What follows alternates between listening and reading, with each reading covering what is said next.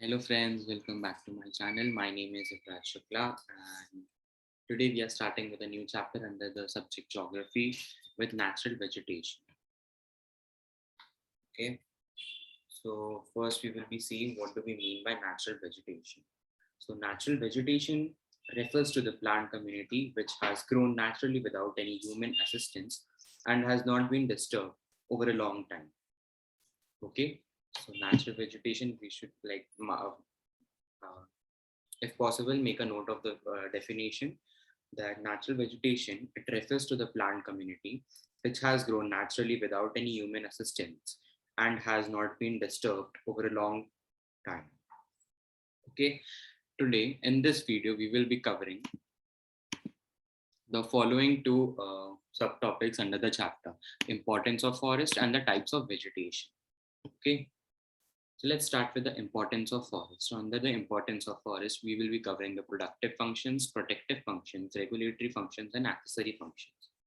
Okay, so under productive functions, we see that like from forest we get fruits, leaves, roots, and tubers of plants. Okay, and wood as well. So which is basically used as furniture and industrial units. Okay, so these are all the products we get from the forest. So it's a productive function. Okay. Now the protective functions. So forests control water flow. Okay. So the roots, the forest, the trees, they basically control the water flow. And the thick layer of humus, so it prevents the evaporation. And humus is a natural sponge. So it helps to soak the rainwater in the soil. Okay, so which keeps the soil moist and fertile. Okay, suitable for irrigation. Okay, so I hope we are clear with the productive and protective functions. Now let's move on to the regulatory functions. So trees utilize carbon dioxide and release oxygen. This is a very basic function of the trees which we know. So it is, and like this function comes under the regulatory functions. Okay, so next point is that like uh, it regulates the cycle of the carbon dioxide and oxygen and as well as the water cycle. Okay, so main three cycles we should be knowing that the trees regulate or the forest basically the regulate is the carbon dioxide, oxygen cycle, and the water cycle. These three main cycles: carbon dioxide cycle, oxygen cycle, and water cycle. Okay, now next accessory functions. So under accessory functions, we see that the trees or the forest they provide a habitat for the wildlife.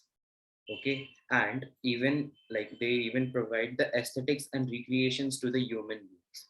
So by the national parks and all, they provide the aesthetics and the recreations to the human beings. So with this we are done with the importance of forests. On a very short note, we are done with the productive functions, protective functions, regulatory functions, and the accessory functions. Okay, now let's move on to the types of vegetation. Okay, now, under types of vegetation, we will be seeing tropical evergreen forest, the tropical deciduous forest, the tropical desert, littoral or tidal forest, and mountain forest. Okay. So first, what do we mean by the word tropical? So the area between the Tropic of Cancer and the Tropic of Capricorn is called as the tropical area. Okay. Now, tropical evergreen forest. So these forests are also called as the rainforest. Okay, so here there is like the average temperature here, annual average temperature in tropical evergreen forest is 25 degree to 27 degree. Here we can see high humidity up to 77%, and sometimes the humidity exceeds the 77% as well. And we can find the tropical evergreen rainforest in the western, like the western slopes of the Western Ghats, Tamil Nadu coast, the northeastern region. Okay, so these three regions. First, the western slopes of Western Ghats. Second, the Tamil Nadu coast, and third, the northeastern region. Okay, now the tropical evergreen are warm and wet throughout the years and have luxuriant vegetation. And the trees, like the trees in the tropical evergreen forest, reach to a great height.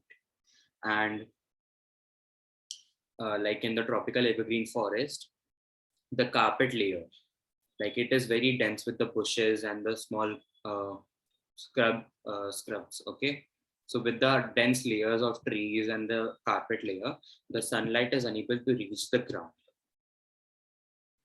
Okay, and it has various plant species and high economic value. Okay, so with the small, easy and straightforward points we should be remembering under the tropical evergreen forest. Okay, first about its climatic conditions. So under the climatic conditions we see about its temperature, its humidity. Okay, then its area, so where we can find it. Okay, then the warm and wet, like these forests are warm and wet throughout the year. These have luxuriant vegetations. Then the trees reach a great height, and in fact, the rainfall in the tropical evergreen is about 200 centimeters. Okay, so with this, we are done with the tropical evergreen forest as well. Now let's move on to the tropical deciduous forest. So under the tropical deciduous forest, like it has mainly two types. So moist deciduous and dry deciduous forest. So tropical deciduous forests are known as the monsoon forests. These are the most widespread forests in India. Now we will be seeing about the moist deciduous and the dry deciduous. So moist deciduous, so 100 to 200 centimeter of rainfall. The annual temperature is 24 degrees Celsius and 27 degrees Celsius. Okay, so humidity, the range with like of the humidity in moist deciduous forest is 50 to 80%. Okay, and the areas where we can find north deciduous forests are northeastern peninsula, then the foothills of Himalayas, and eastern slopes of Western Ghats. Okay, we should be remembering these three main regions. First, the northeastern peninsula. Second, the foothills of Himalayas, and third, the eastern slopes of Western Ghats. Now, they shed leaves from 6 to 8 weeks during the spring and early summer, and commercially most exploited. So the moist deciduous forests are the commercially most exploited ones. And examples of tree we can say the sandalwood, sal, teak, arjun, and etc. Okay. Now let's move ahead with dry deciduous. So 70 to 100 centimeters of rainfall. Annual temperature is again 23 to 27 degrees Celsius. Humidity is from 51 to 58%. And we can find these dry deciduous forests in the rainier parts of the peninsular plateau, Bihar, and Uttar Pradesh. Okay, again, I'm repeating 70 centimeter to 100 centimeter of rainfall. Annual temperature ranges from 23 degrees Celsius to 27 degrees Celsius. Humidity percentage is 51 to 58%. And like the areas where it is found is the rainier parts of the peninsular plateau, Bihar, and Uttar Pradesh. So like it sheds leaves completely. Then the examples of the like under examples of trees we can take timber.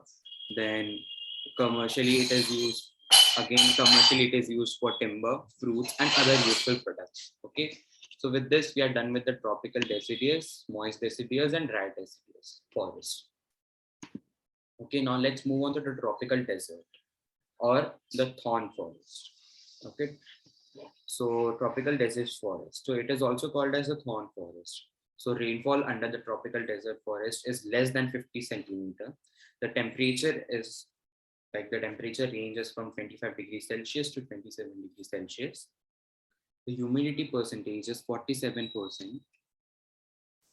And the areas where we can find tropical desert forest is Punjab, Haryana, Uttar Pradesh, central and eastern Rajasthan. Okay. Now these forests are of xerophytic vegetation. Plants remain leafless. So okay, so scrub vegetation basically. So by plants remaining leafless, we mean by the scrub vegetation, xerophytic vegetation. Okay, so we will have to remember these two vegetation: the xerophytic vegetation and the scrub vegetation.